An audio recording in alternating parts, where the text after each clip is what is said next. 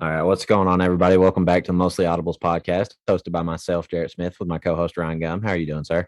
Jarrett, today is a day of extravagant. There we go. There's a word. Oh Success boy. and phenomenal. Yeah, no, I'm so tired.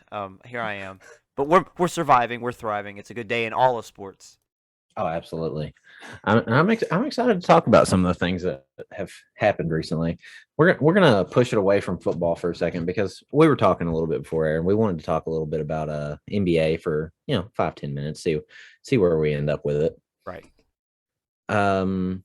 So the most recent thing that's happened is the DeJounte Murray trade for Danilo Gallinari, 3 first-round picks and a pick swap. Um, what are the Spurs doing? Well, I mean, I'll, sorry. Go ahead. What? okay, I'm just going to put it this way: if you're giving them a star player, they now have 3 pretty good players. They're probably going to be in the playoffs every year, which means you're getting late 20s picks every year. Right. So I don't know if Danilo Gallinari on the last year getting paid 20 million is worth Right. giving up your best player, probably the best player you've had since Tim Duncan's retired. I just don't know if I like that much. Right. And on it. So I think it comes from. I don't know exactly what their route is. So honestly, this in 5 years, this could be a great move, right? Yeah, What obviously. I think they're doing. Well, yes, I do think DeJounte is the best since Tim Duncan that they've had in terms of overall talent. They have to see something in that locker room, like Popovich and R.C. Buford have to see something for them to say we want to move on from him, right? Yeah. And especially, I don't know if it's where they know something the rest of the league doesn't. Like they know he's very talented, but maybe they also knew that he has more potential than he does actual ability. Um, I love DeJounte Murray, so I thought he'd go for a lot more. But from the Spurs perspective, yes, you're right. Those 3 picks and the pick swap even will probably not be super high, but picks in general are super valuable. They're very potential ridden, right? Which in the Yeah. NBA, in any league, but especially the NBA with how trades are facilitated, potential sells more than anything. Um, so those 4 picks or 3 picks in a pick swap, those are things that, and they kept all their picks. So the Spurs pick themselves will be phenomenal, and they've got 3 picks late round. You pair that, like you pair a high first round pick with maybe a high teens or a 20s like round pick or a 20s overall pick. That's some high value, you know. Yeah. And the reason for Danilo is he's older. Yes, it doesn't make a lot of sense when you look at it, but when you put it into a cap space and a contract point of view, he's on the last year of his deal. It's super easy to get off the books after this season. And Danilo Gallinari is also a guy who he's a 3-and-D wing in a league that's built on 3-and-D wings right now.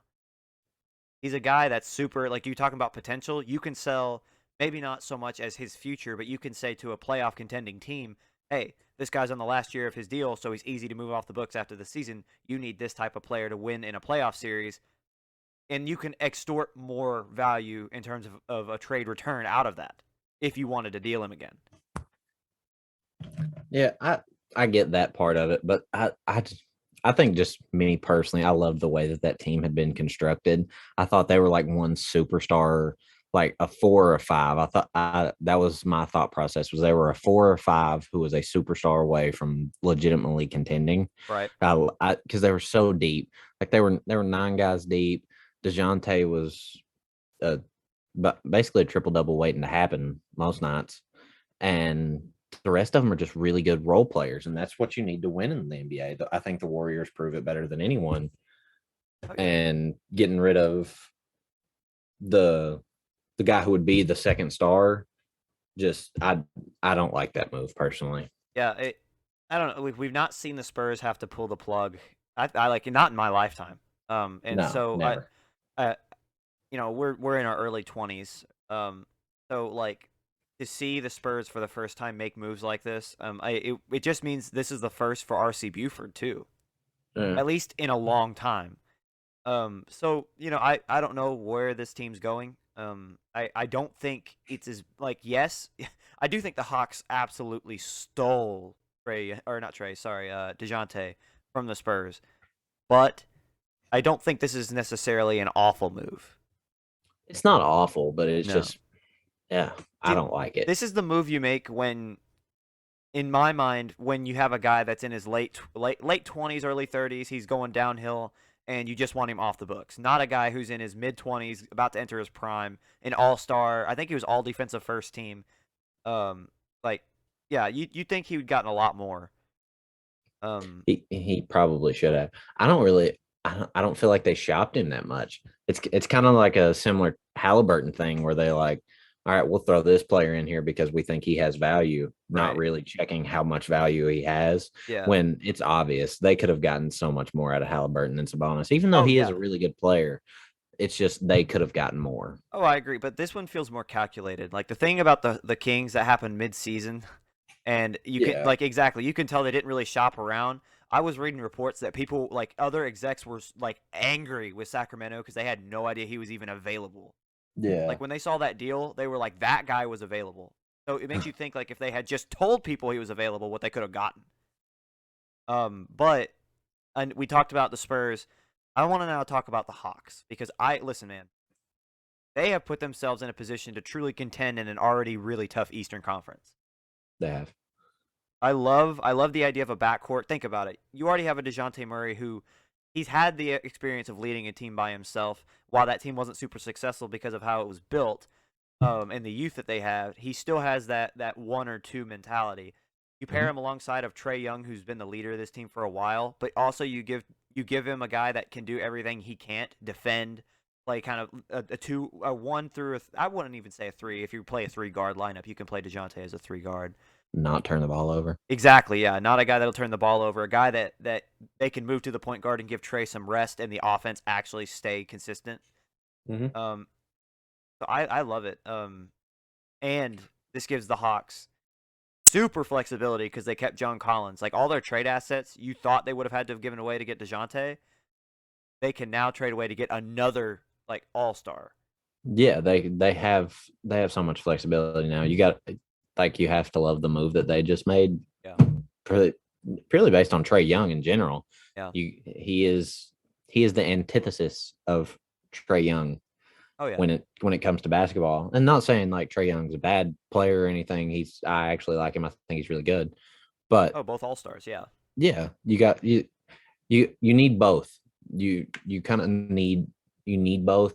And in the East, which is I'm it's a lot tougher now than it used to be, but it's not necessarily star heavy like the West is. Oh, facts. You you love that move. Yeah. Oh no, exactly. Like if you're the Hawks, you're thinking, okay, if Kevin Durant, per instance, becomes open, you have maybe enough to convince the Nets to at least let you be in the conversation. Mm-hmm. A guy that just turned down his player option, Brad Beal. I think that you could easily pull Brad Beal, have a three guard lineup with Bogdanovich playing like a stretch four, and then a like a Capella or a Udoka or not a Udoka, sorry, a Onyeka. Onyeka, a Kongwu, depending on which one you end up dealing. Like that's tough.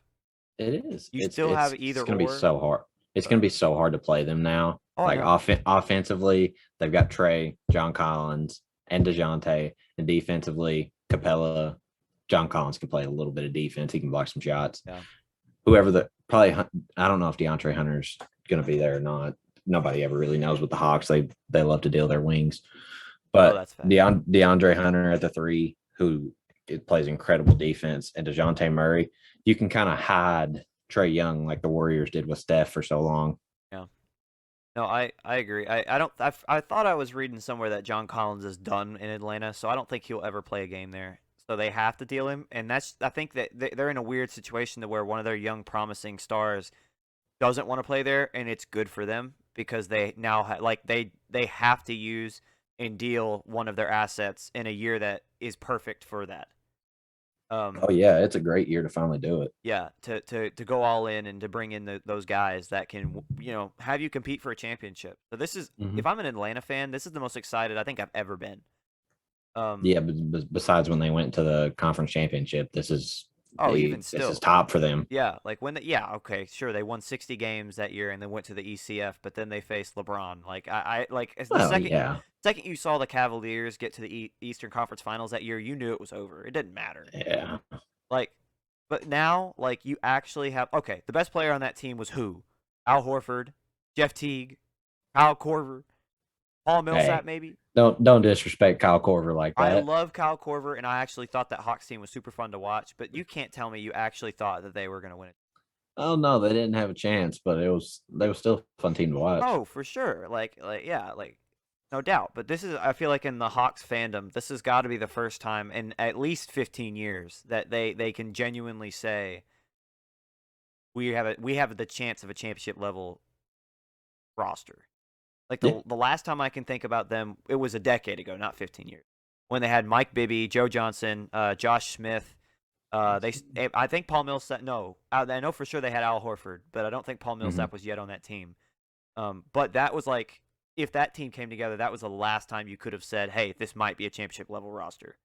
Yeah, you haven't seen much out of them because for the longest time they were a laughing stock. Oh yeah, no, like if you played Atlanta, I mean, it was a dub almost every night. Yeah, they rebranded, got better players, and then I love the somehow rebranding, dude. it looks good now. I like it. All right. What else? We got Brad Bill opting out, James Harden opting out. Both are expected to re-sign. Yeah, I actually don't think Brad Beal will. I really don't. I, I think he's using the leverage of signing back. He number one, he's trying to get the Wizards to give him the most amount of money that they'll give him. Right? It's the same thing yeah, with Zach LaVine. They're like, I'll leave if you don't give me everything, and they're both franchises have to. yeah. But also, I feel like Brad Beal is saying to the other teams, "Hey, I'm happy to resign in Washington because I love playing here and I've been here my whole career. Give me more money or else." And so, yeah, I think it's for Brad Beal especially. It's kind of a he's using leverage against everybody that's trying to sign him. That's the thing with Brad Bill though. Everybody's like expecting him to do all these things, and he's always just been like, "No, Washington." Oh, It frustrates the crap out of me because I'm just like, nah, but "Go you somewhere gotta else." love it too though. Oh I yeah, agree. Someone say please save Brad Beal, but also like I love that we see like the guys like Damian Lillard and Brad Beal who are willing to. They will end up going down as one of the best in their franchises, even though they didn't get the chances that others got by leaving. yeah. Yeah, I don't know. There's something about it I enjoy. It's that old 2000s basketball. Yeah, for sure. But speaking of, we named Brad Beal and Dame Lillard. The Pistons, the Blazers say that they want to go all in, and they're gonna they traded for Grant, not Jeremy, which one? Jeremy Grant. It was Jeremy, yeah. They traded for Jeremy Grant from the Pistons, which was a great acquisition in terms of like guys that you need around stars to win championships. Mm-hmm. But you still need that second guy. Like Nurk can't stay healthy. No, he hasn't been healthy in 4 years. I know. Chauncey Billups hasn't proven himself as a good coach yet, in my mind. No, He's not had the no. chance to. Um, so I can't say, oh well, at least they have good coaching because I don't know. Um, but I can't help but think that maybe they're going to try to do a sign and trade with Brad Beal too. I think they have the pieces because Anthony Simons is restricted. They have the depth. Yeah. I mean, that was the thing that they didn't have before was depth when they had Dame and CJ and Nurk healthy. They just outside of those three guys, they were pulling out nobodies to try and start, and it wasn't going well. Oh yeah, for sure. And like you said, I mean, I think Shaden Sharp, Anthony Simmons, a few first round picks. I don't think you want to get rid of Nurk because if he's healthy, the trio of Brad Beal, Dame Lillard, and Nurk is pretty tough. I'm curious on what Nurk's trade value is anymore because I mean, what's he played 30 games in the last few It years? can't be high, but like I mean, I know, yeah. They still also have who else is on that Blazers bench that I mean, honestly, you want to keep. Josh Hart. Well, yeah, Josh Hart, but there's one more dude that I can't think of. I'm looking up the roster. There's one more dude on that bench that I think of. Obviously, Josh Hart. Hold on, let me hunt. Curious now. Huh? I'm curious now. Nazar Little. I completely forgot that guy existed. He was like a top 5 recruit I know. just to go sit on the Blazers bench. Oh, they have Keon Johnson. Yeah, well, I mean he's not No, anything I think the guy I thought they dealt, but special. I'm behind. I think they must have dealt. I've lost my Thinking of train of Robert thought. Covington. No, not Rocco. He was younger, but it doesn't Oh, matter because the point is that exactly like they have guys that you can have on your bench, you know. hmm Um, but I don't know. It'll be an interesting offseason, and it's interesting because like you've got a whole like slew of like pretty decent like free agents, but it's not like the hmm superstar free agents we've seen in the past. Yeah. It's one of this off seasons to where like there will be so many moves that it will still be as impactful as those superstar laced off seasons, hmm which will make it really fun to watch. I, I, I feel like it's recently we've been promised so many good off seasons, and they've just been such a letdown because people end up staying. Yeah. I like. I don't want that to happen as a basketball fan, Yeah. I but forgot that I feel like there's going to be a lot of people stay. I forgot that the Blazers got Joe Ingles and Eric Bledsoe. I forgot that they got Joe Ingles. I remember the Bledsoe one, but I didn't remember the Joe Yeah, Ingles I one. completely forgot. I saw Joe Ingles definitely should have finished his career in Utah. Oh, yeah, for a fact.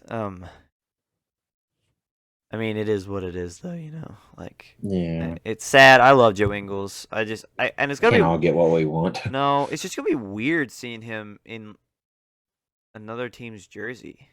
Yeah, I don't know. Got any more? Let me go back. Let me check the news, the big news. Oh, so I know we talked about it off air. We didn't talk about it on. So, Jazz hire Will Hardy, head coach. Mm-hmm. Um, Good move. oh yeah, like we said this off air, and I want to bring it into the limelight of on air as we're getting into 17 minutes of basketball. We'll promise there's football. We promise. Just quick. So we went through Will Hardy's kind of tenure as or his route to head coach of the Jazz. He worked his way up from video coordinator right out of college, or from intern to video coordinator and into coaching positions with the Spurs from 2010 until 2020. Um, and then obviously, if you follow up with who he is, Coach Udoka took him from the San Antonio to his staff in Boston. Um, and the only thing I have to say about this, and it was something I told Jarrett, and Jarrett, you can piggyback off this. It seems like the Jazz just fired, or well, not fired, but like maybe forced Quinn Snyder out just to hire in a younger version of him. I think the thing with the Jazz was they wanted to keep Quinn. Quinn just wanted to leave Right. because they haven't made any significant roster changes, and they're not going to because for some reason they still think Rudy Gobert is the answer with that team. Uh, He's not. they should have taken the Vooch and the Kobe White with the 18th pick deal from the Bulls. Probably. I think that team would have looked a little bit better had they done that. But Dude, Jordan Clarkson and Kobe White coming off your bench behind Mike Conley and Donovan Mitchell. the bench unit's looking nasty. That's what I'm saying. Like Vooch on that Jazz team, he doesn't have the pressure that he had on the Bulls team to be like the third or fourth star, whatever.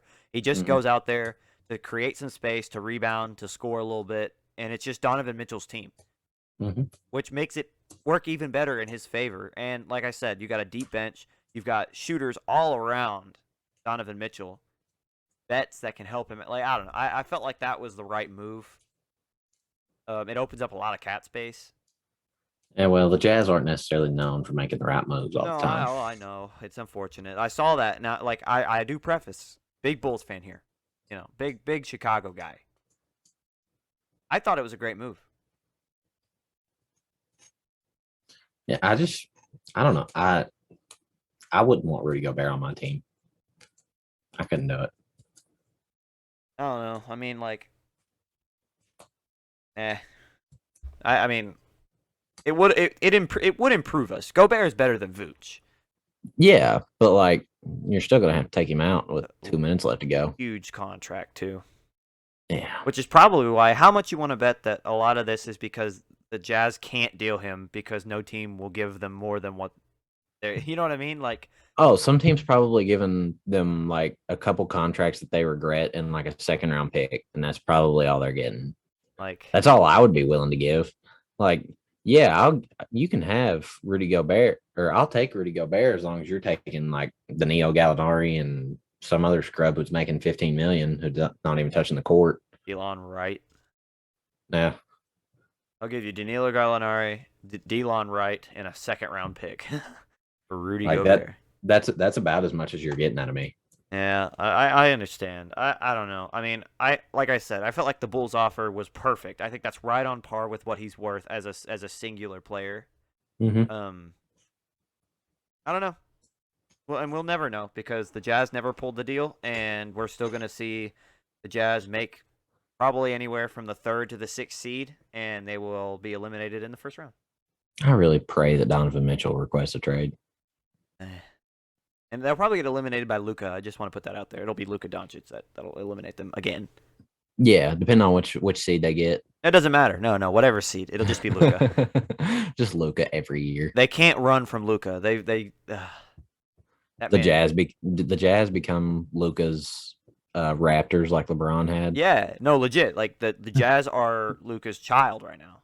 Yeah, it happens. Yeah. All right, you ready to talk some football? Let's get this dub. It's football time. Football time. All right. First team, starting off with the AFC East. And I would like to go first on this one. This is the New York Jets. Do it. I'm going to give them an A-. Oh, okay. Loved it. Loved their offseason. Mm-hmm. Loved him bringing in Laken Tomlinson. He's an older guard, but I like the way he fits in that system. CJ Uzama, pretty good tight end. You're a Cincinnati fan. You're a Cincinnati fan. I know what you were going to say. Yeah. Got Jordan Whitehead to replace Marcus May, who was 3 years older. Love that move. For cheaper, he signed for $9 million less than what Marcus May signed for. Sign me up for that any day of the week. Mm-hmm. You got Solomon Thomas, who is still a decent D end. And, let's not forget, they had probably the best draft class of anybody in the NFL. Oh, concur. Completely agreed. I think they definitely walked out with the best class. I mean, honestly, it didn't matter what they did rounds 2 through 7 because the first round was incredible. See, I'll take it back. I will say that, yes, they had – I think that they were tied with another team, and we'll get to them later. Okay, but hold on. Sauce Gardner, Garrett Wilson, Jermaine Johnson. They picked up Breece Hall in the second round. Mm-hmm. They got Jeremy Ruckert in the third, who I thought was probably the best tight end coming out this year. Mm-hmm. I don't know how other people feel about that, but that's how I ranked him.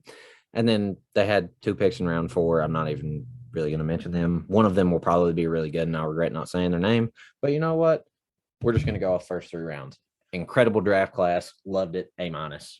Oh, yeah. No, I will give them a B+, just because they, everything you said, I completely agree with. I don't think they didn't bring in anybody that will, absolutely turn their season around right now. But they definitely built themselves up around it. They're already young, so they just brought in more young guys that will grow with the guys that are already here, which I absolutely love. You kind of said the points I was going to make. I feel like their draft class will be what powers them, but it will also be their biggest hindrance.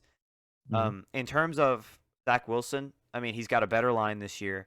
His defense already had guys on it, like you got Carl Lawson, Quinnen Williams, C.J. Mosley. You bring in Jordan Whitehead, as you said. You still got DJ Reed in that secondary. LaMarcus Joyner is still there. These are guys that can play. And you got a defensive-minded coach. So when you got guys that can play with a coach that knows how to use them, and that's just the defensive side of the ball, and not even to talk about some of the things we've discussed offensively. Like I said before, he's got a better line. CJ Uzama is a great pickup because he's a good blocker, but he's such a big body that even if he's just running routes, he's so athletic and his hands are really good that he himself will draw attention. It doesn't really matter how much he gets in the box sheet. He produces in his own way, which is what made him so dangerous. And the thing with Cincinnati is that obviously Cincinnati has the best wide receiver core in the league, right? Yeah. And I feel like while obviously the Jets don't have that, they still have a great trio. Elijah Moore, Corey Davis, and Garrett Wilson is a great trio to have lining up outside of Zach Wilson. three guys that can get 1,000 yards is always going to be a great trio. That's what And I'm saying. Uzama was like always. I always felt like he was super underrated, Yeah. super underutilized. In just in the passing game, he was a really good blocker. Yeah. And I enjoyed watching Cincinnati play because I always liked TJ Uzama. Yeah. I think this is the year that Zach Wilson takes a step forward.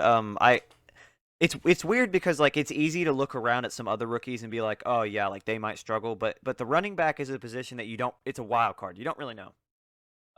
I feel like Garrett Wilson will do fine, but Breece Hall, I think he's listed right now in their depth chart as their starting running back. Yeah, I think he's going to be. They still got a good, decent backup Michael running back. Carter, Tevin Coleman, Ty I Johnson. loved Michael Carter coming out. Yeah, Ty Johnson's a great catching back out of the backfield. Yeah, again, one of the better running back rooms in the NFL. Yeah, so yeah, I really like. It sucks because they're going to be a good team that because of their youth and because of their lack of success in the past, so they don't really know how to win. That's a thing I feel like people misunderstand, is that winning is just as much a learning curve as any ability that you can learn in any game, right? Mm-hmm. It takes a mentality. Like you have to know what to do in certain situations in close games. And the Jets just don't know that. And this year they could start 0-9. Yeah, They have like they could be one of the best 0-9 teams we've ever seen. That's what I'm ever. saying. Like they're really good. It's just that those first 9 games are against playoff contenders Every week. It's like week in, week out. Yeah. I mean, that's hard to go against, especially when you didn't play that good last year. Yeah. So how they got the schedule they did in the first place really sucks for them. Yeah. But it's going from sucking really bad, being really good is not the Jets' specialty. Right. So they're obviously going to struggle, and I think they made smart decisions this year, which is why I gave them the A-, because the guys that they had out this year that they could have signed, I just don't know if those were the moves that they needed to make to win in 2 years when that window is wide open. So I love the moves they made, and I'm really excited to watch Zach Wilson this year because I wouldn't say this is his make or break year. This is year 2, but this is the year that you expect him to take that leap. And if he doesn't, that's when people start to question him. Yeah. And when people start to question you, that's just never good. Oh, agreed. And see, here's the thing. I don't think I think the questions will be answered. I actually think he'll take a pretty good leap. Agreed. Like you said it. This will be one of the best 0-9, 1-8, 2-7 teams you'll ever see. Because I promise you, of the 9 games to start their season, 6 to 7 of them will be very close. Like they will be competitive. They'll be fun to watch. They'll score points. They'll get defensive stops. It just none of it will be consistent like a playoff team. Yeah. Like they will go out, like it'll be one of those things, and it will be so unfortunate. It'll be one of those things to where like Zach Wilson drops an absolute bomb to Garrett Wilson on one drive, and the next possession Breece Hall, will fumble and turn it over. And then the next possession they might go 3 and out. And then they'll Zach Wilson will scramble out of the pocket and run 50 yards for a touchdown. And then the next possession he'll throw a pick. Like that'll just be that'll be how this team goes. And the same thing for the defense. Like one possession they'll get a sack on 3rd down, the next possession they'll give up a deep ball. It's just how it'll be. But don't give up on this team. Look, maybe not this season. Like obviously not this year, but you have to keep in mind of what they're going to be in the next 2 or 3 seasons. Especially if they keep drafting as well as they do. Yeah, because they have been drafting very well recently. I really like the direction that they're going up. Salah's a really good coach too, in my opinion. Oh, I love Salah. I think he should be with the Jets a long time, as long as they don't panic like the Jets normally do and fire good coaches. Let's say, is the Jets. Yes, I know they're gonna screw it up somehow, but I'm excited for the future for them because they haven't yet. Not yet, no, but they're the Jets. They are the Jets, and they will inevitably. Yeah, I'm so happy we started off on a good note because last week was Yeah, this is a lot better divisions. There's at least there are more than 3 good teams in these 8. I know. So we're getting there. I'm so happy. Oh man, we got to the point where we were 3/4 of the way through last week, and I was getting like legit bummed out because of how many bad teams. Like, dang, this is sad. Like, It was an hour and a half of us just dogging teams. I don't know. They deserved it. They did. Not saying they did. Yeah. Moving on to the Dallas Cowboys. Are we? Not Dallas Cowboys. My apologies. Buffalo Bills. I was about Sorry. to say that is not the AFC. I saw a name that said Dallas, and it just clicked in my head. Cowboys. Yeah, no, it's okay. That would, yeah. Listen, it happens, man. No, it's okay. The Dallas Cowboys. The Dallas Cowboys, also known as the Buffalo Bills. Yeah. All right. To be fair, the Cowboys don't play in Dallas either, so they play in Austin. Yeah, gotta love geography. Anyway, I'm gonna give this offseason a solid B. Von Miller, I'm gonna be honest, I didn't like it. What are you doing? Okay, I'm happy we're on the same page here because no. Okay, he turns 33 soon. They gave him 6 years, $120 million. Mm-hmm. They have a potential out after 3. But even at that point, he's turning 36. Yep. So I didn't like that move. I did like their draft. I liked Kyer Elam, and I really liked James Cook. Those were 2 really good picks. I really liked the O.J. Howard signing. And Tim Settle from Washington. I like that signing too. I think he's a pretty underrated defensive tackle. He's young. And it's the Bills. They can coach their D line to be really good. They always have been able to. Oh, dude, yeah. They will still be able to. But I didn't like the Von Miller signing. That brought it down. Other than that, and I like their draft. That brought it back up. Mm-hmm. But they didn't really have much to address. Like the Von Miller thing is good for this year because he's going to help them win. I don't know if they're good enough to beat certain teams in the AFC West, but there'll be good games. If nothing else, there will be good games. Right. Which they're going all in for the Super Bowl this year. Totally get it. Respect it. Oh yeah. Love that for Bills Mafia. Yeah, I'd like to actually see them win it if the Bengals, as long as they don't play the Bengals in the anywhere near the playoffs, I'm okay. I want them to win. But I mean, I don't, but my grade, that's fine. My grade, I'd probably a B-, just because yes, I like the O.J. Howard as well. They also brought in Jamison Crowder recently. Yeah, I like that move too. I like it a lot. It's such a good round out for a wide receiver core behind Stephon Diggs. Mm-hmm. They still have Devin Singletary, who's he's Devin Singletary. He'll do fine. I'm looking through here. The offensive line is still great. I still got Gabe Davis. They still did go for 200 yards in the playoff game. That's what I'm. Yeah, like they have everything that I'm looking at this team, and other than a few noticeable names that are obviously different, like Jamison Crowder, O.J. Howard, Von Miller, they really brought back the exact same team. And so they're gonna have guys like, it's White, who's going to, Shaq Lawson, who are going to play the way that they play, and they're going to be a lot of the same team, so they're still going to be really tough. But their draft class is okay. Like they got good pieces that fit their none of their draft picks in my mind blow me out of the water. My big thing with them is the Von Miller deal, simply because I feel like, and I know it's such it's in terms of detail, it might end up being such a small line in the script that becomes whatever the Bills become. But man, I just feel like you're going to end up hindering yourself paying somebody who won't produce that much money. I know they're going to end up releasing him after 2 years, but man, I don't know. I feel like they backed themselves into a corner financially. Yeah, but it's kind of I wouldn't say it's like you had to do it, really but didn't. You didn't, but you needed to get better. The rest of the AFC is getting better. You had to do something. Yeah. Von Miller was probably the best piece that you could get, and I like that aspect of it. I just don't like the money that they gave him. Yeah, I mean, even if it was like the same money but not for 6 years, like If it was 4 two, with a potential out after 2, yeah, I'd be okay with that. yeah, But like they gave him 6 years, 120, 51 is guaranteed. yeah, I don't know, like I really I wouldn't feel comfortable giving him anywhere near that money for any near that long of a contract.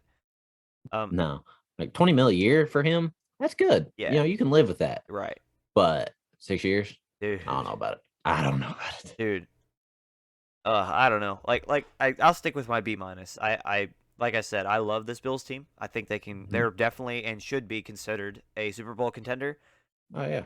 Just I just don't think that their offseason moves do it for me in terms of a great offseason. You know. No, it's not. It's kind of like other teams that are just like, okay, you did what you had to do to get a little bit better, just to hopefully get you over that hump. Right. Like I feel like whenever when they when the news broke that Von Miller signed that deal, anyone else that Hmm. was trying to sign him was like, "You can have him." Yeah. Like he's yours. Like the second that they saw that was the contract they were competing with, they were like, "We can find something else." I hate to say that because Von Miller's been so fun to watch for so long, Yeah. but nah, man, this I mean, it's the truth. yeah Like you like the pickup for this year, but after this year, next year, when he's 34, 35, yeah. well, you're not really sitting too pretty on that one. Like you hope to get 2 years out of a 6 year deal of productivity. Hmm. That just doesn't do it for me. No, me either. Glad we're on the same page on that one because that was one that I was really looking forward to talking about. Yeah, ooh, it's an interesting one. Yeah, but they'll still be good. That you really don't have to worry about as long as Josh Allen doesn't turn into college Josh Allen, Ha! they're fine. Oh, yeah. That will probably forever be one of the worst takes that I had.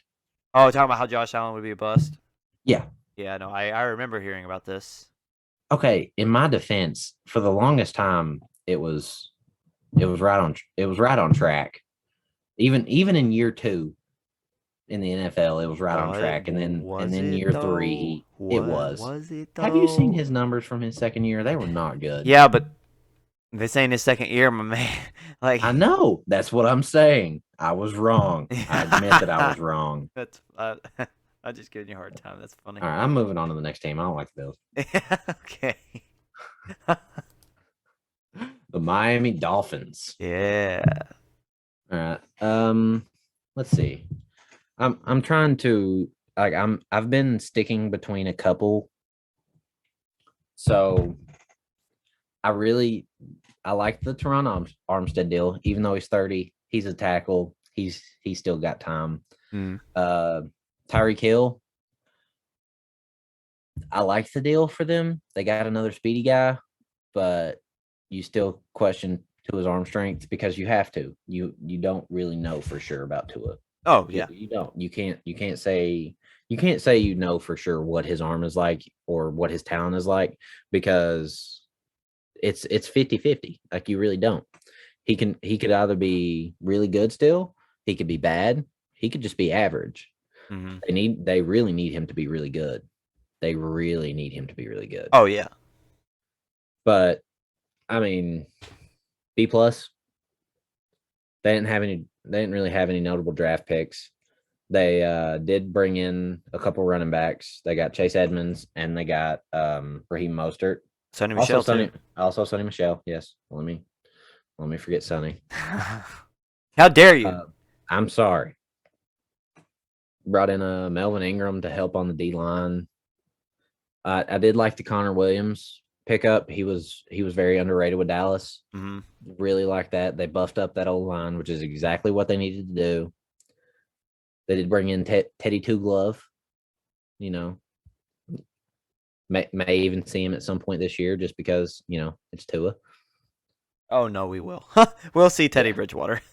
yeah. At least a couple games. Of any of the backup positions in the league, Teddy took the best one. Yeah, yeah, definitely. But I'm pretty set on my B plus. This is gonna be another B minus. I feel like they've definitely improved, and a B minus Hmm. is a pretty solid grade. Yeah. I feel like they've definitely improved. Obviously, Tyreek Hill. They did bring in some defensive help and some offensive line help, which, as we've talked about before, I feel like those are the two biggest things. Like yes, you need a quarterback. Yes, you need weapons to throw it to. But if whoever you got throwing the ball to whoever catches the ball, if there's no protection, if there are being points scored against them, it's not going to matter. So, like, I absolutely you noted it. Connor Williams, I felt like that. Not more than Tyreek Hill, obviously. I can't say that, or else I'd probably get lynched. Um, Yeah. but Connor Williams, I felt like was at least no, there's not even at least. He is their second biggest pickup. I love it. Just what a great way to round out your line.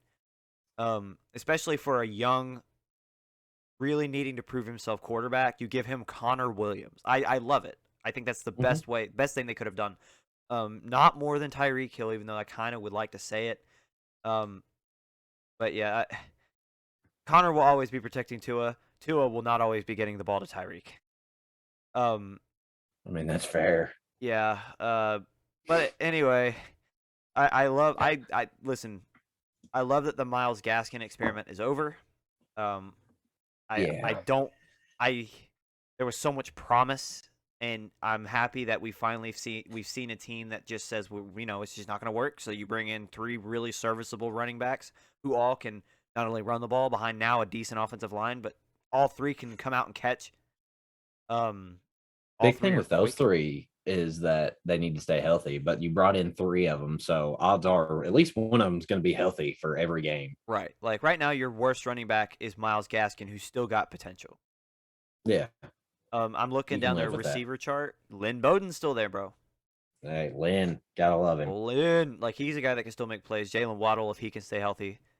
This is a I'm team that, excited. I'm excited to see how Mike McDaniel uses Lynn and Waddle because I feel like they're both kind of gadgety, and oh yeah, I'm really looking forward to that.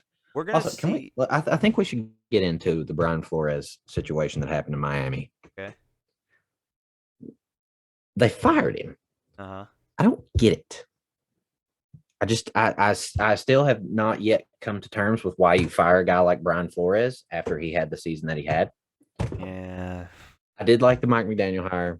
No shade against him. Think he's going to be a really good coach. I like that move personally because also you're getting to a basically one of the better offensive coordinators in the league. That's translated very well. Uh huh.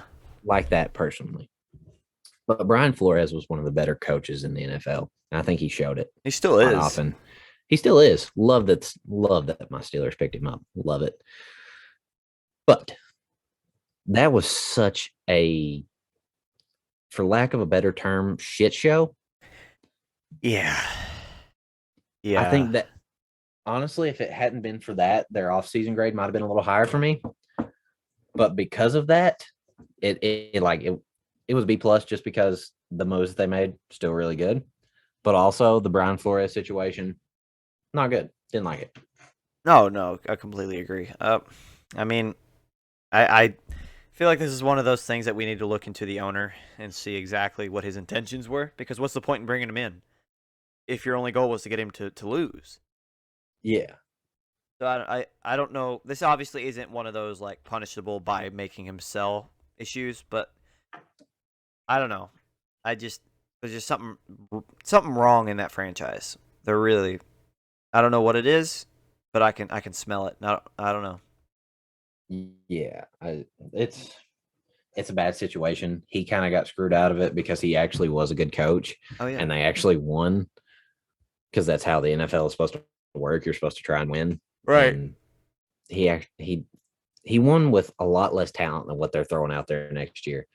Oh yeah. For sure. I mean, imagine if he was still there. Yeah. And they brought in a better OC. That Yeah. would have been good. But I again that there's still no shade to Mike McDaniel. I think he's going to be fantastic. Just But because like they covered it, up a bad fire with a good hire doesn't, no, it doesn't solve the issue that was at hand in the first place. right, yeah, that doesn't just make it go away. Yeah. Like, oh, we forgive you because you made a great hire. Like, we're just gonna forget what you've done to our boy Brian. Yeah, no, I have big issues with I don't want to get too much into it because Yeah, it's sports, but like yeah, bad. bad situation. All right, what was your grade again? B minus. I gave them a B minus. I think they improved, but I don't think that they're gonna be like extravagant. Mainly their draft class. I look at this draft class and I'm just like, Well, there's they nobody here. they gave him all for Tyreek Hill. I know they did. I know, but like I look at it and I'm still like, there's nobody here. Yeah, but I like Channing Tyreek Hill. I like Tyndall. I do, but like, I don't know. I think that's about all Yeah, they got. yeah, but Tyreek Hill. Yeah, exactly. That was what went through their mind when they made the trade. It was just like, God, we're giving up a lot. And then the assistant GM's just like, yeah, but Tyreek Hill. But Tyreek Hill, bro. Yeah. Yeah. All right. Let's go on. The New England Patriots. Oh, here we go. Good old Belichick land. Good old Belichick land.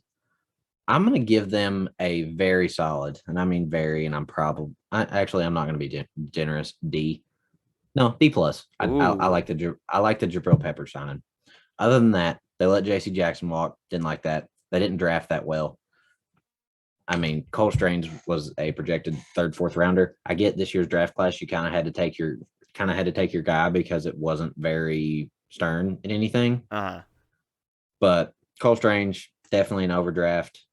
Tyquan Thornton's kind of 50-50. They don't necessarily have the best recent track record of drafting receivers. Cough, cough, and kill Harry. Mm-hmm. And Marcus Jones was a decent cornerback. He could be really good. It's the Patriots, so he probably will be. But other than that, offseason wise, D plus. I'm going to give them, because I'm going to respect them a little more. I'll give them a straight C, not because they did anything to improve themselves, but because they stayed the exact same. You can't say they stayed the exact same when letting J.C. Jackson walk. No, I understand. I completely agree. I do think that their defense got worse. But this is still Bill Belichick. This is still the Patriots. I don't know. Bailey Zapp, they drafted Bailey, and my man is literally Mac Jones too. Just from Western instead of Alabama. Western Kentucky, that is. I don't know. I look at this team, and I know they're gonna suck. I think that's why I want to give them some hope. I guess. Like I don't see much hope for him. The Cole Strange, you said it. That was an awful reach. They could have had him. Okay, I'm gonna look at their draft class right here. With the 85th pick, he probably would have still been there. Yeah. They took him at 29. Yeah. I will for the sake of like, because I want to respect your opinion too. I'll move them down to a C minus. But I still kind of want to respect them because like they did bring in Devontae Parker. I actually really like Devontae Parker. I just felt like his stint in Miami it didn't show who he was as a player. Yeah, he's a good receiver. Yeah, and you give him Mac Jones and Belichick's scheme, I really think he could be very good.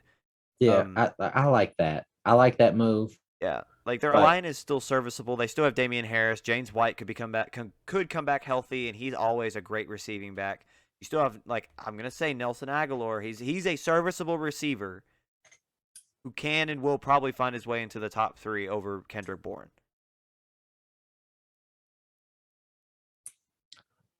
I can't say that they were that great. Like that offseason was that good. Oh, it wasn't. I get it's Bill Belichick and it's the Patriots, and they do things different, and they're probably going to be good. And no offense to Cole Strange, really like him. Think he's probably going to be a pretty good guard for a while, but you still drafted him in the first round. You could have got him in the third or the fourth. They just overdrafted him. I'm okay with. Yeah, they let their center walk, which I guess is okay. It doesn't really matter. Ted Karras went to the Bengals. I did like to pick up for the Bengals. Oh my gosh. J.C. Jackson letting him go to the Chargers. You just wait till we get to the West, bro. You mean the North? Sorry, the North. Sorry, you said the Chargers, and I thought the West. Yeah, wait till we get to the North. But I mean, other than Devontae Parker, their second best move in the offseason was Jabril Peppers, and after him, it's probably getting Lil Jordan Humphrey from New Orleans. Yeah. I mean, you might be able to convince me of Ty Montgomery, but But they like brought back Malcolm Butler. oh yeah, love that. He came out of retirement. I'm okay with my D. Hey, and there's nothing wrong with that. Respect. That sounds bad. You know, that's why I say respect, man. Like it's as long as you can live with your D. All of us are made a little different, Yeah. Just how we're made. In the eyes of your religious, it's God. Sometimes Listen, I'm like the Patriots. My D has a big heart. it does. It's the Oh, effort God. that counts. Yeah. And the Patriots have a lot of effort. They've had the right motion of the ocean for a while. Right.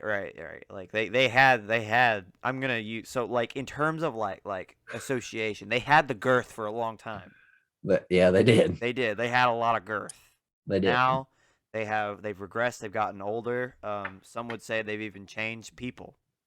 And now, they don't have as much girth anymore, and they're just making it work with what they got. Yeah. They're you know what? They're proud of what they have. They are. I respect that though. Oh, I do as well. Yeah.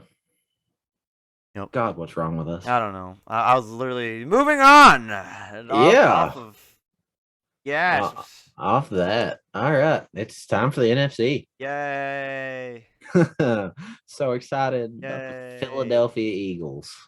God. What didn't they do this offseason? That's what I want to know.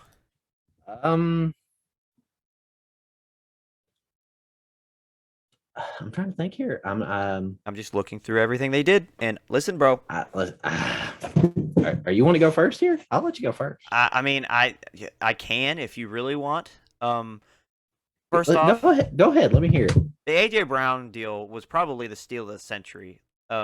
Yep. You add AJ Brown, not just the fact that you traded him for essentially nothing, but you also extend him alongside. You place him alongside Devontae Smith with Jalen Hurts and Dallas Goedert with an already decent line. You bring back Jason Kelce, who was thinking about retiring, and you have a defense that's pretty good.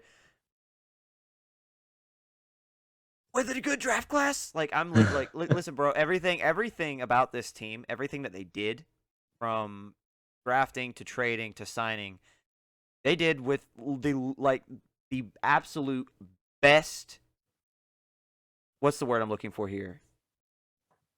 I can't think of. I had a thought. It's gone now. I don't know what word you're looking for. I don't remember. But success. That's what I'll say. That was the best offseason I've seen from one single football team in a long time.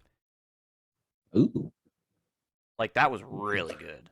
Those are bold words. Okay, I know that I'm over exaggerating a bit, but I mean, the Eagles. This Eagles will be a problem, and it's not just that they made these deals that will only affect them this upcoming year, or maybe even the year after that. This is a team that we could see around for 4 or 5 years. Big word. I like it. Do you have a grade? I'll give them an A, just an A. Just an A flat. Just an A. Okay. I'm gonna go a little less. I'm gonna go A minus. Okay. That's fine. But it's not because of anything bad. Again, A minus is still really good. Love the AJ Brown trade. Bringing in Hassan Reddick was a good move as long as they utilize him correctly. Mm-hmm. They had a really good draft. I like Jordan Davis a lot. Oh my gosh. I was kind of hoping that he would fall, but he didn't. I like Nakobe Dean in round 3 was a steal. I thought he was going to go to them in round 1 for a while. Mm-hmm. I'm up until kind of the last few days, and then Nakobe Dean started to everybody was saying he was going to slip because of his medicals. Mm-hmm. Listen, if you get a healthy Nakobe Dean, that man is a freak. He is a monster. Could be steal of the draft quite easily this year. Oh, very well, yeah. I mean, he is legitimately I would say top 5 candidate for defensive rookie of the year. Oh, for sure. I don't want throwing it real hard, but I don't know. I love that pick though. Sorry, I want to also, because I meant to say this and I completely forgot. Cameron Jurgens, I felt like was a great pickup too. Yeah. Like he's the perfect replacement for Jason Kelsey when he decides to hang him up, which will probably be after this year. Probably. I mean, it's either this year or next. He can't have that much left. No, I love it though. I think it's phenomenal. Yeah. Again, I really like their off season. I wouldn't call it the best that we've seen in a while, but it is really good. This is kind of I think in this sense, this is Jalen Hurts' make or break year. This is when you know whether he is legit or not.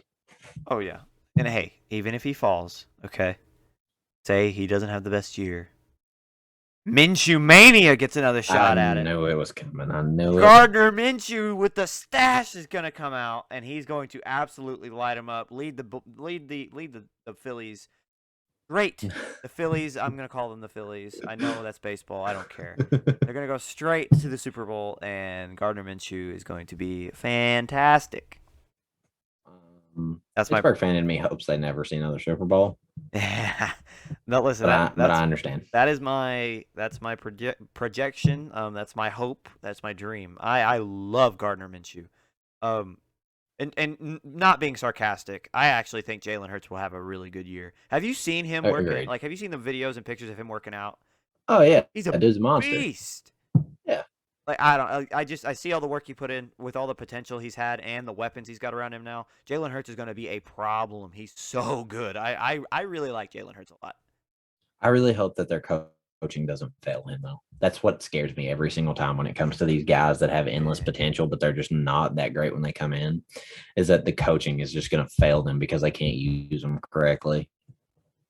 Yeah. But we'll see. This is that year where it's make or break, really. Oh, he'll do fine. I agree. I really do. I really think he'll star. I was just the Minshew stuff was just me being stupid. I really think he'll be super, super good. You know who I forgot about? I'm looking at their depth chart. Guess who's their fourth string quarterback? I'm trying to think here. Who's an absolute trash can that I can think of? Well, that's Jeff Driscoll. No, he is. I know he's on the Texans. I know. Yeah. We talked about it in the last episode. We were making fun of him so hard. Yeah. That honestly, what went through my head was name a Bengals quarterback who's actually terrible. No, he's a rookie. A rookie? Yeah. Oh, Carson Strong. Yeah. Yeah. I forgot about him. That. I really did. I didn't think he was the third string. That's what. He's fourth. I didn't think he was a fourth. I thought he was the third. That's where I went wrong. Right now, he's behind Reed Sinnett. Who? Reed Sinnett. That'll change, I promise. But it's just right now. He's out of San Diego. He's only got 1 year. He is 25. Oh well, he'll probably be out of the league in a couple years. Oh yeah, no doubt. But no. Right now, Reed Sinnett's the third string. Carson Strong's fourth. That'll end up switching by the end of the year. If only Carson Strong hadn't got hurt. Dude was so talented. He had a cannon for an arm. I mean, he still does. It's just, he's not moving like he was 2 years ago. Oh, bless you, sir. Thank you, sir. No, but yeah, I completely agree. I forgot he existed because he got hurt and he just fell off the face of the earth for a long time. Yeah.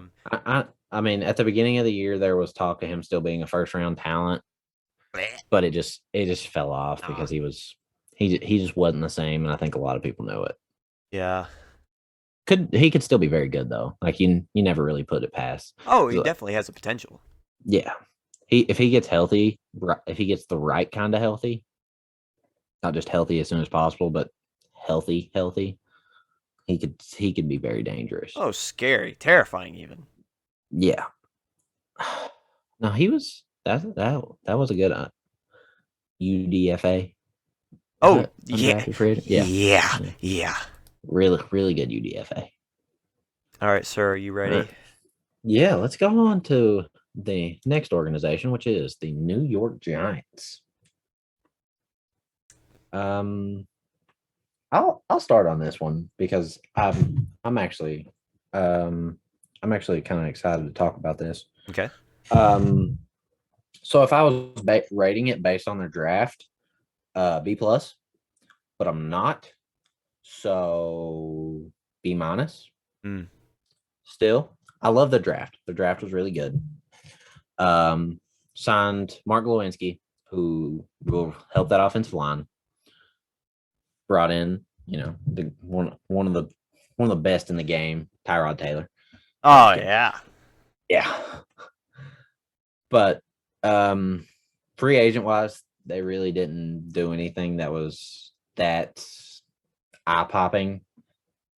They lost a couple guys that aren't really that incredible. Logan Ryan, Evan Ingram, Austin Johnson, Keon Crossan, James Bradbury. Like, they're losing some depth pieces, but they're not losing anything that's going to make or break the franchise. Totally okay with that.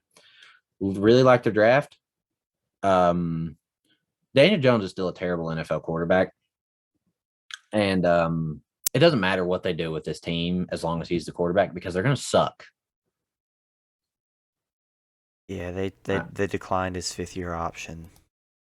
Yeah. I mean, Yeah. why are you, if you're declining your quarterback's 5th-year option, that should probably tell you something, that he probably shouldn't be starting. I feel like Danny Jones is he's in this weird point to where the Giants didn't want to give up any more assets because they already lost a lot. They're like, we don't want to give any assets to try to deal you away because nobody else will want you. So we'll just take you through your 4th year, try to draft a young quarterback because we're going to have a bad year and build upon our great draft class we just had. You know who I'd really like to see them draft next year? Who? Will Levis. Oh, yeah. That'd be a great spot. Yeah, it unite him and my guy Wandale. Yeah. I mean, they got Brian DeBoll, who I think is a really good coach. So that was honestly a big part of why I gave them the grade that they got, because they improved coach wise. Yeah. Which is probably the most underrated thing in NFL off seasons, improving coaches. Loved that part of it, but like, the draft was really good. Loved Thibodeau, loved Evan Neal, and Wandale. We're from Kentucky, so obviously we have some bias. We are, but yeah, that's fine. Yeah, whatever. It happens. Anyway, I still like their draft. Their free agency was not very eye popping.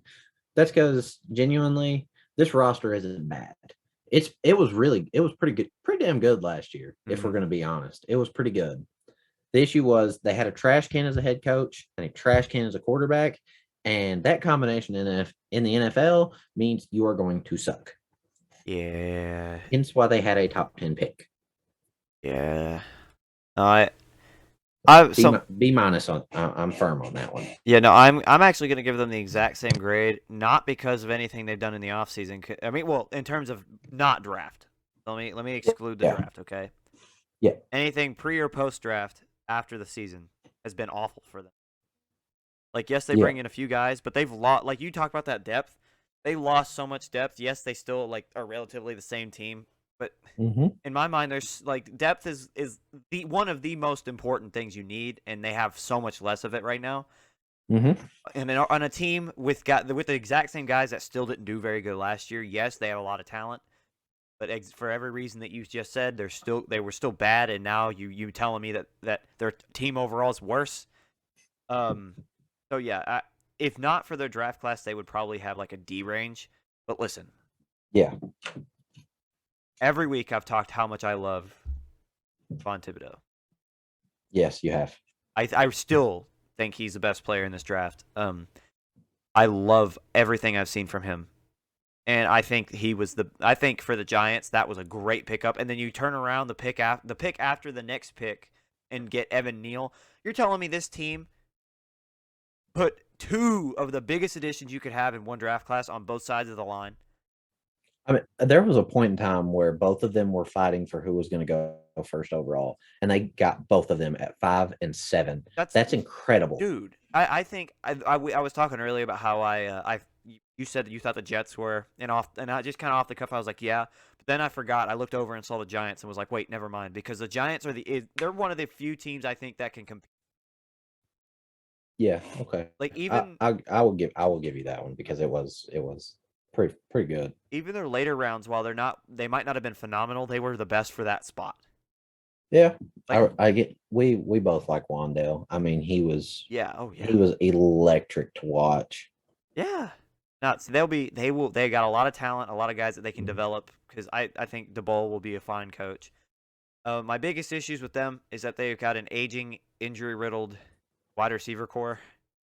Yeah, And here, this might be a hot take. This might not be. I don't. I know how people kind of feel about Saquon. I think we've seen the best we're going to see out of him. yeah. Unless he gets healthy this year, plays 17 games, honestly, I'd take 15 out of him. But unless he plays 15 games and gives you the same kind of production he did his rookie year, it's a waste of a pick. Agreed. I Saquon, he just can't stay healthy. I just don't think we'll see what we saw from him at the beginning of his career, which is really sad because he was so fun.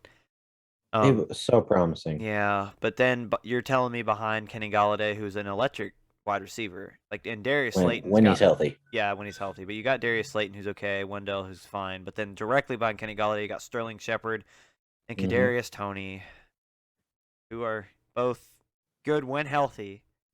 Yeah. But then they don't have a guy that's really throwing to them unless they put Tyrod in, and Tyrod is, at least he's consistent. Yeah, you know it's bad when you just drafted a player last year and he already has put in a trade request. Yeah. I mean, I get it's Kadarius Toney, and I'm not trying to slander the man's name, but you kind of expect something like that out of him. Like, But they just drafted him last year. You can't have the guy you drafted in the first round last year already requesting a trade. That yeah. is just not good at No. all. This is one of those teams. They had a great draft class. They're going to be absolutely dumpster fire, and I am not apologetic about saying that. Agreed. They've got. I'm gonna be in a lot of pain watching my boy Kavan down there just absolutely being on a dumpster fire because Bill's the best player in this draft. But that's okay. He's gonna get like 13 sacks. Oh, Just he's gonna ball. have an incredible year, and they're still gonna go like 3-14. Oh, I know. Like, he will single And, handedly be the best defensive player in the league in terms for rookies, I should say. yeah, And they will be absolutely pathetic. yeah. I don't think they're gonna go 3-14. If they're healthy, they could honestly win like 9 games. Right around But 500. the odds of them staying healthy the entire year just not good. Not at They're all. not. Nope.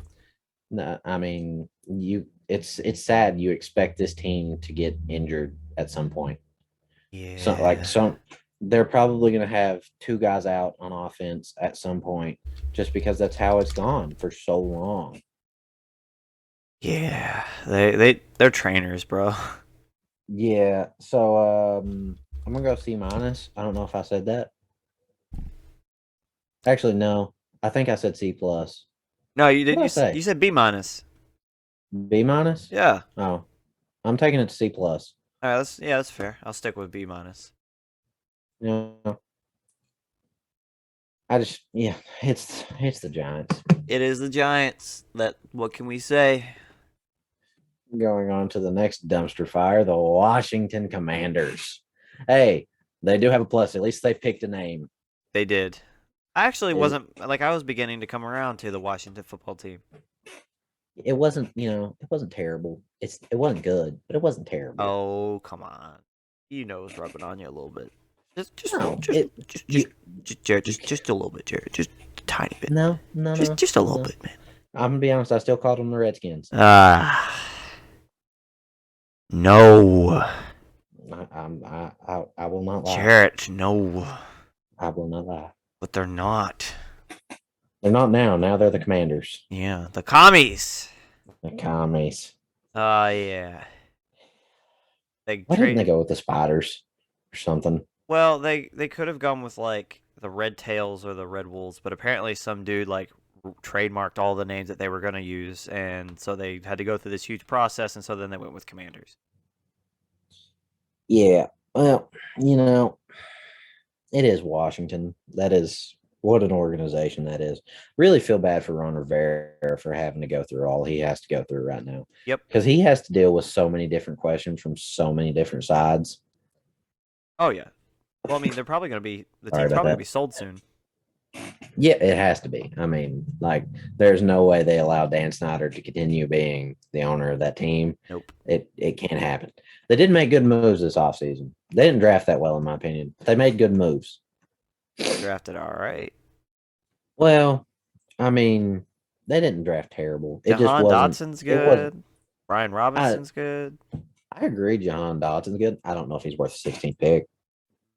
I Eh, wouldn't have. I wouldn't have taken him that high. But that's maybe. just me. I will say Um, after Brian Robinson, I mean, I guess they got Sam Howell.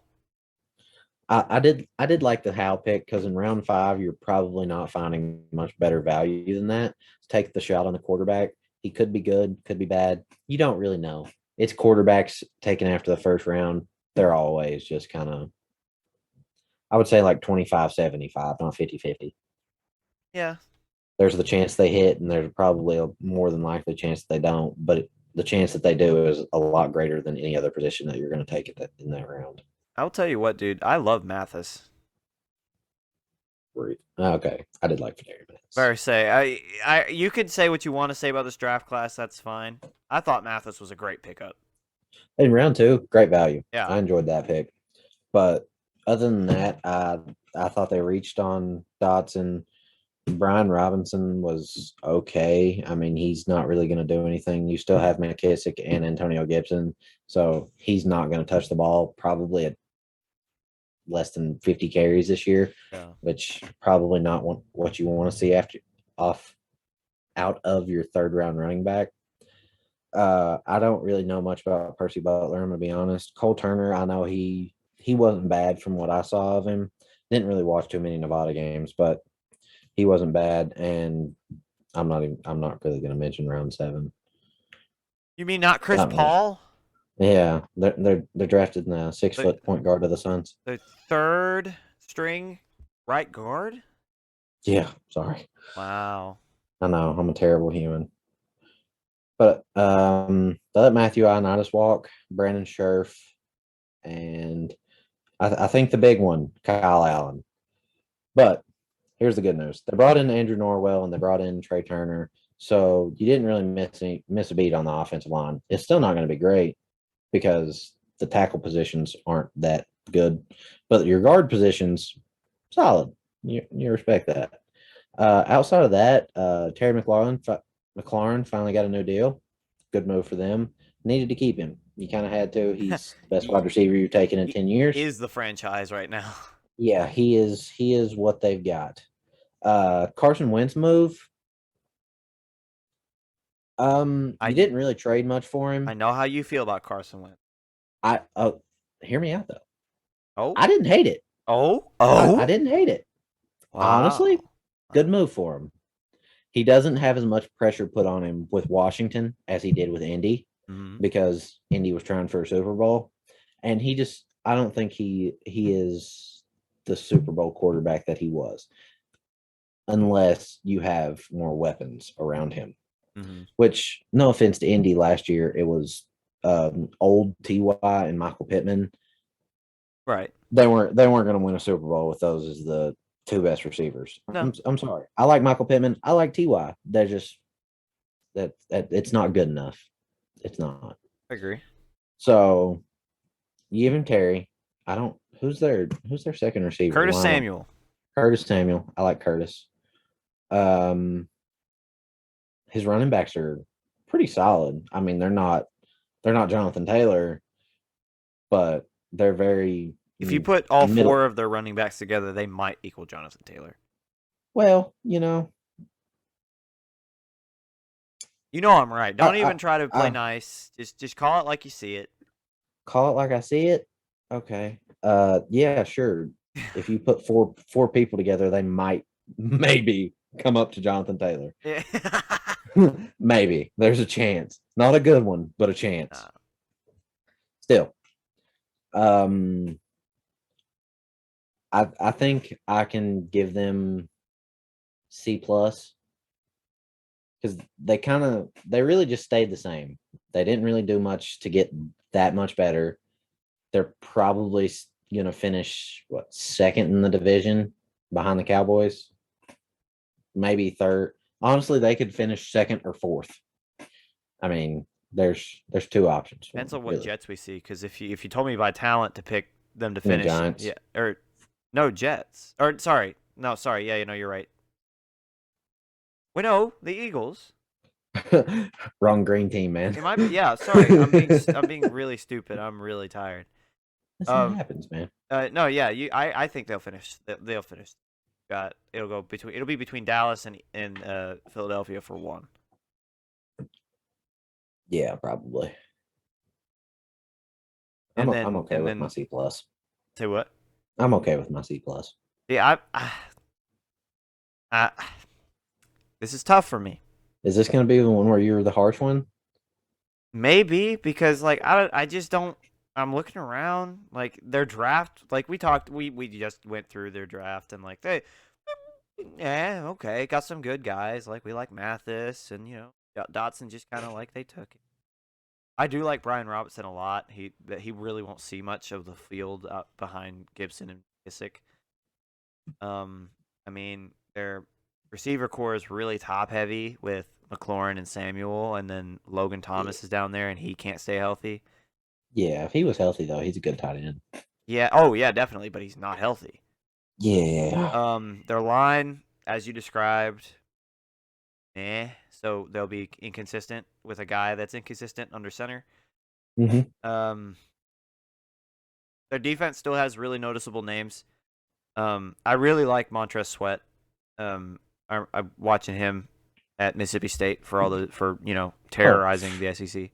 he's a freak athlete. I know, like yeah, he's so good, and I feel like his name might get a little bit muddled until he becomes a free agent. Then it'll be like, oh, Montrez Sweat's a free agent, but no one really talk about Montrez Sweat until Yeah, he's gonna get like 4 years, 80 million. that's what I'm saying.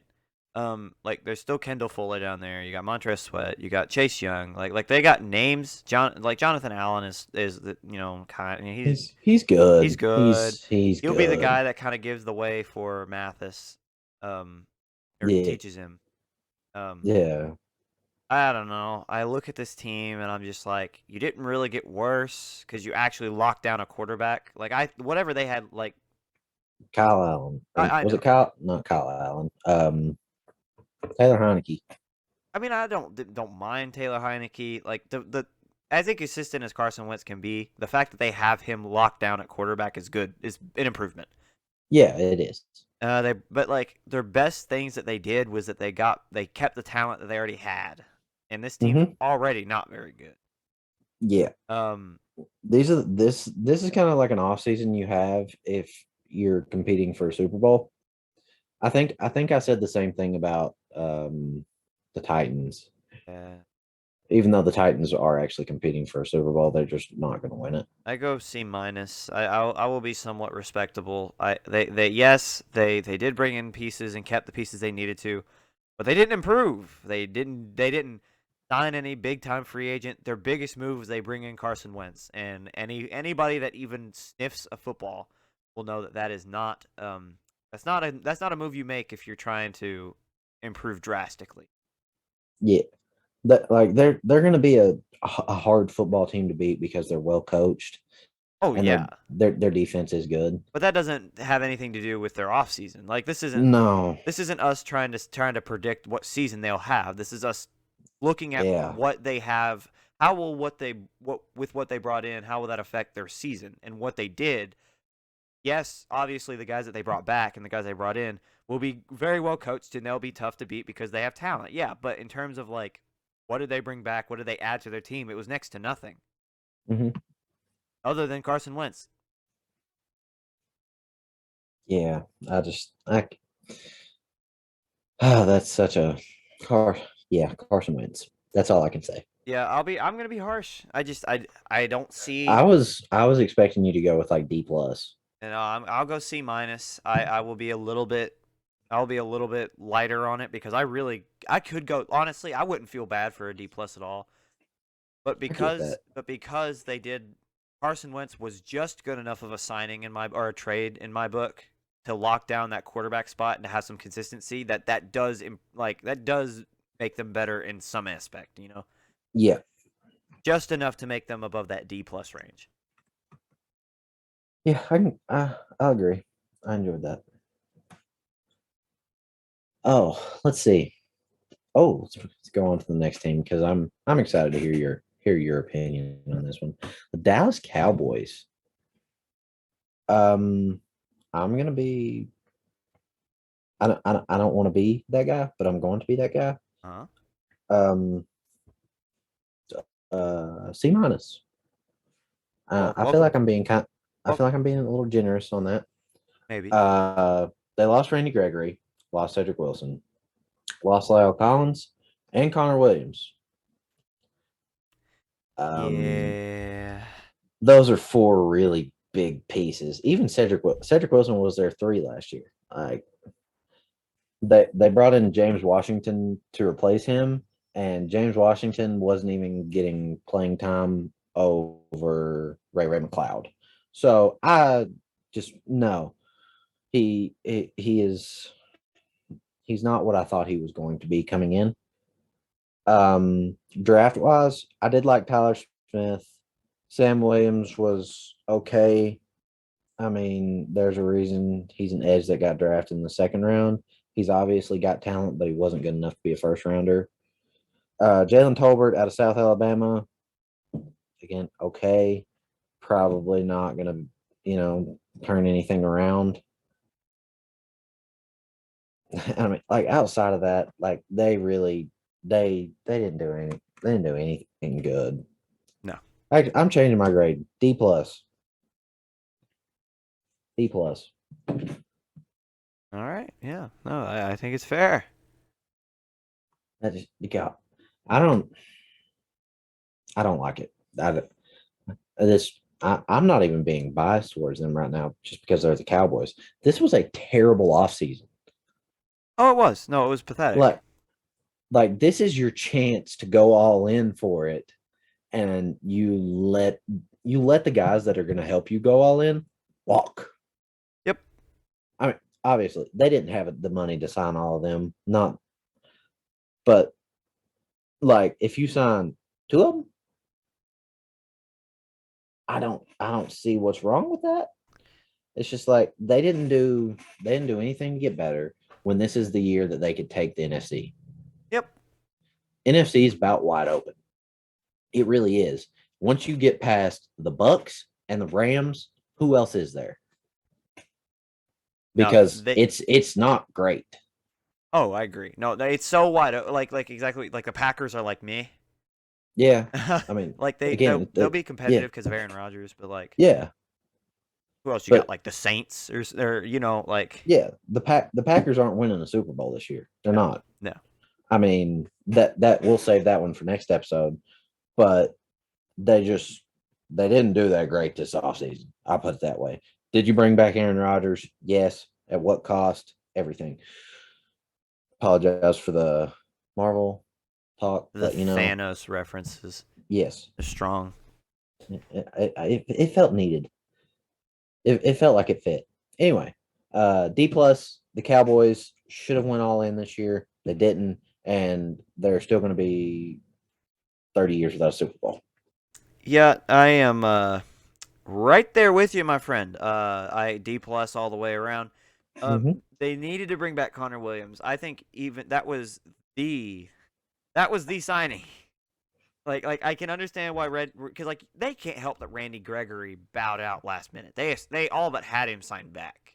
Yeah, I'll give you that one. Like their defense is still good. Like they still have pieces and they'll be fine. Like it still is a big hole, but like their defense will be more than serviceable without him. It sucks, but like they're okay. Anytime you have Trayvon Diggs and Michael Parsons, say what you want about Trayvon Diggs, he creates big plays. That's still decent. Like you can't go wrong with that. Did he let up the most yards in the NFL as a cornerback?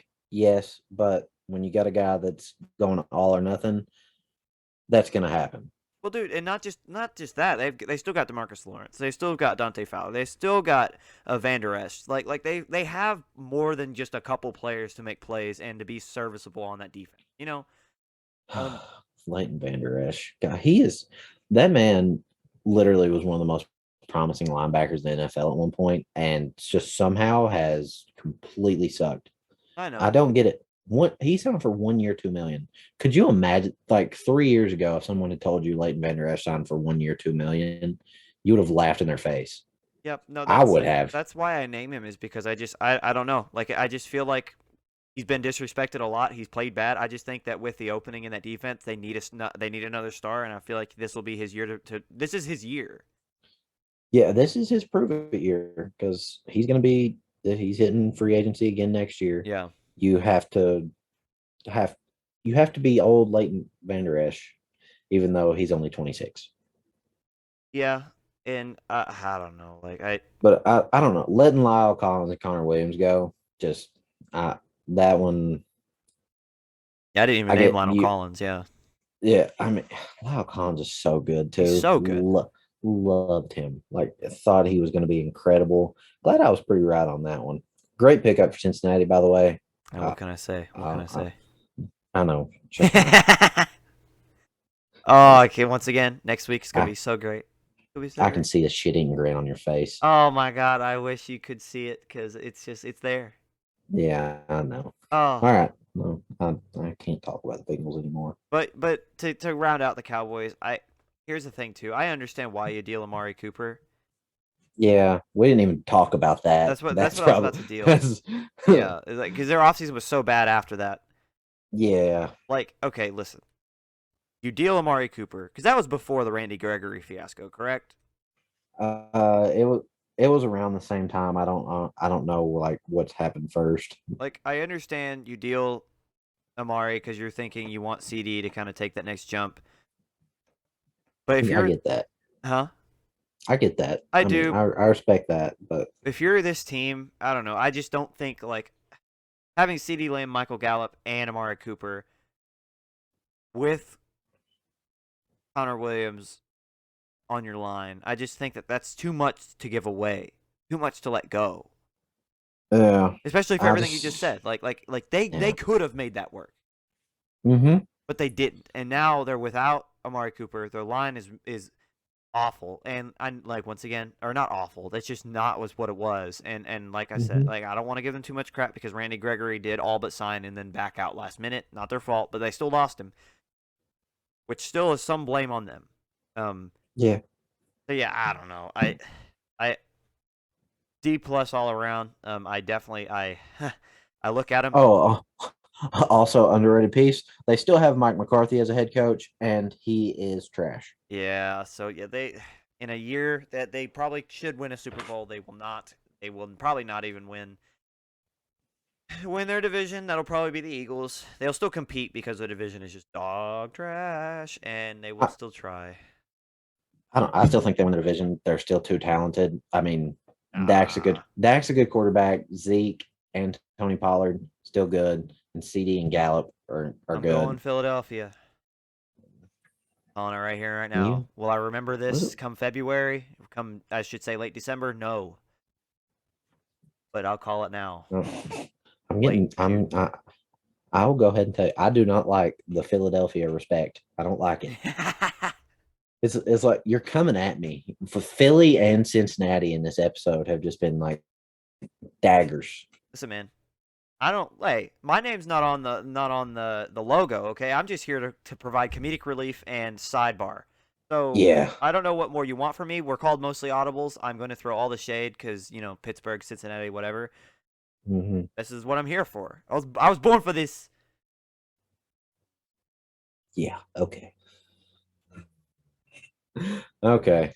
Um, I'm glad we fairly much so agreed on about everything today, which is strange. I know. I think we agreed a lot last week too, but Yeah, this week but that's especially, we had a lot of same take. last week was expected because again, dumpster fire. I like how it's literally a week after and we are still dogging those teams. I know this. Oh man. Oh, for anybody that listened, yeah, we've discovered for those that didn't that are getting caught up, we discovered that we would much rather actually be adults than watch the Panthers and Falcons like play each Yeah, other. yeah. Like Give me some New Balances and some jean shorts. What I'm saying, like I'll grow a mustache. Like I already have one. Yeah, I'll shave down to my mustache. same. I'll put on a hat and tuck in a polo. Go mow the lawn. Like Go buy some like $3 glasses from some bin that you found in the middle of nowhere. I'll go stand on my driveway and stretch and wave at neighbors. Just people watch for 2 hours. Hands on my hips. hmm How you doing? Good, good. Cutting the grass with scissors just because you want it perfect. Yeah. Oh God. And I guess we're at the end of the episode when we're not talking about football anymore. Yeah, that is fairly accurate. Again, mostly audibles. We kind of just ramble on for an hour and a half, and hope you all like it. So to recap today's episode, we started by not talking about football for Yep. 20 minutes. We Yeah. then went into football, somehow got onto penis, Yep. moved on to the trash of the divisions, and now we're talking about whatever. Yeah, pretty much. I mean that embodies me and you talking about anything. This is a slow decline, I think, in our our conversations just evolve, and I think that's exactly accurate. It's just that is a good this is a good sample size for us as people conversing. Yeah, yeah, absolutely. I mean, we were roommates. We had many of these talks over at probably 2 and 3 in the morning for absolutely no reason whatsoever, besides we couldn't sleep. Yeah, roommates for a year, and this was pretty nonstop. Now we're just recording it. Yeah, basically. Yeah. Maybe other people would like to listen to us ramble on about nonsense. Barry say, yeah, if you guys like hearing us talk about nonsense and if you don't want us to have a direction, tell us, and we will make a show about talking about nothing and everything at the same time. Yeah, I can ramble on for hours. Trust me. What I'm saying. Like we have the perfect ADHD minds for this. Yeah, yeah. I could not agree more. All right, I'm gonna give you one. Give you one. All right. Name a. I blanked. I don't know what to name, man. It It better not be. It better not be another. No, it wasn't. Pick. It wasn't a fantasy sleeper, but now I lost my train of thought. Dang it! If the second that fantasy sleeper come out, I was about to get real mad, bro. No, I'm done with that bit. No, it was not a fantasy sleeper. It was something to do with a team. Well, Cincinnati. Oh, no, not that. All right, who? What? Oh, that's what it was. Name your most underrated head coach in the NFL. Oh man, hold on, give me a second. I want you to go first because I need some time to think. Okay. I like that because now I can talk through this. Okay. So obviously, Pittsburgh fan, love Mike Tomlin. I can't say he's underrated anymore because people are actually giving him his respect as a top 5, top 10 coach. Whatever you want to say. I still think he's top 5, but maybe biased. Out of the teams we've gone through today, I don't think any of them would be on my list of most underrated. Besides the person I'm about to name. Okay, go. Robert Saleh. Oh yeah. Genuine. Actually, I'm gonna change that because Dan Campbell is the man. He's out here biting kneecaps for fun, and I love it. I love everything about it. I think the Lions are going to be really good soon, and that man's going to be the reason. Why would you pick Dan Campbell? Because he's awesome. You could pick any other coach in this league. He's biting kneecaps, damn it. I understand, but that's what I was going to do. Okay. Fine, pick another one. I'm looking, all right? This is an Audible podcast, man. I know. I'm looking. I'm making a decision. I'm all right. You ready for this one? Yes, let's hear it. Oh man, I'm about to whip and nay on this one. This is probably gonna be awful. Frank Wright. Yes, you are. I actually like Frank Wright in Indiana. Okay. Yeah. I'll give that one to you. Thank you. I'll give it. See the Audibles. I'm just good at them. No, I genuinely think Frank Wright. Like, yeah, he had his issues. Like he's had kind of a roundabout way. He's always been a good coach. Yeah. But to make an already long podcast shorter, I really feel like the way that he's been able to take this Indianapolis team. So, I guess a good way to put this: he took them when his first year they went 10-6, right? Mm-hmm. Follow that up. I have the records right here. Follow that up in a year of transition. The Andrew Luck fiasco was happening. They went 7-9, but every year after that, like the last 2 years, have been nothing but not only second place finishes in the AFC, but also a lot of improvement. Even though their record doesn't necessarily show it from last year. Mm-hmm. Last year was more of a failed experiment, but everywhere that they needed to improve, other than the quarterback position, they have improved. Yeah, they've drafted well, they've been coached well. So yeah, I feel like Frank Wright definitely deserves a lot more praise than what he will get, but we'll see. that we will. That was a good podcast. I enjoyed that. I agree. Next week we will be coming back with our favorite division. Let's go! AFC North and the NFC North. I think I'm honestly I'm gonna start with the NFC North next time, just because I think the AFC will be the one that we talk a lot. Yeah, but I say when we get to the AFC North, it's just gonna be nonstop. So yeah, that one's where it's gonna hit really hard, and I'm really excited for it. Maybe a special guest, wink, wink. Don't know. We're gonna try, see what we get. Just throwing that out there. He's listening, and he knows who he is. Yes. But next week should be an incredible episode. Probably one of the better episodes we'll post